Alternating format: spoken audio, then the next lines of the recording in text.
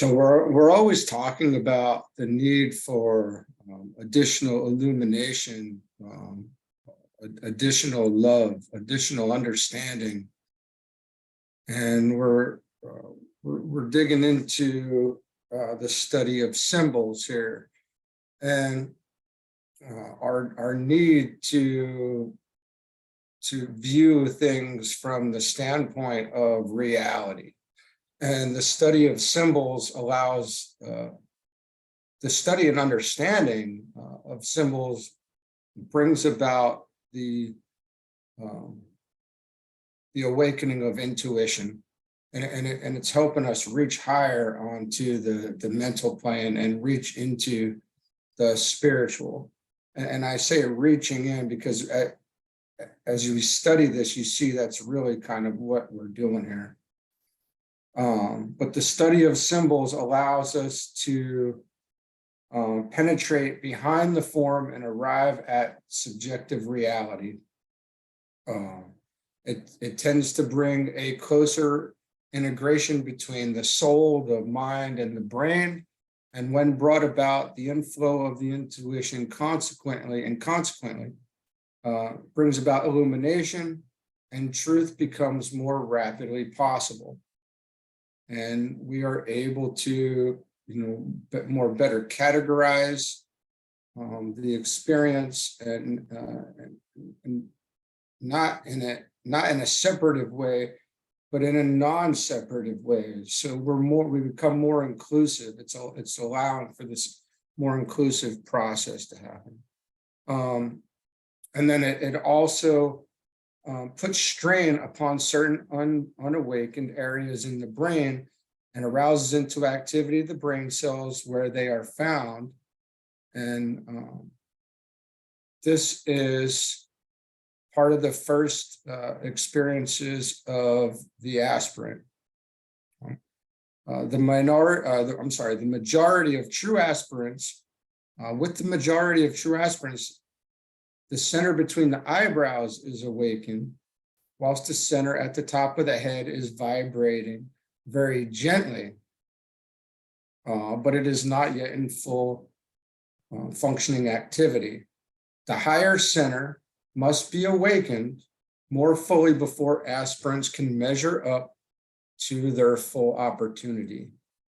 So we want to get the head center more fully awakened, and the study of symbols can do this.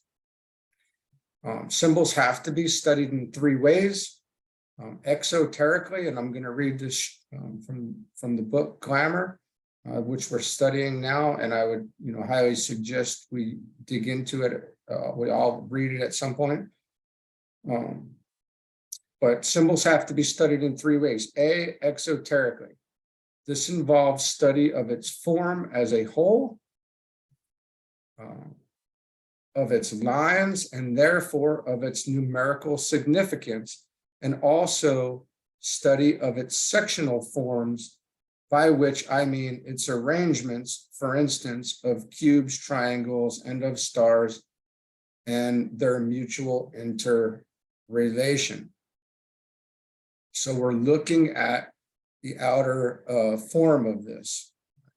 And then we're looking at it conceptually. This involves arriving at its underlying idea, which may be expressed in its name, at its meaning as that emerges in the consciousness through meditation, and its significance as a whole or in part.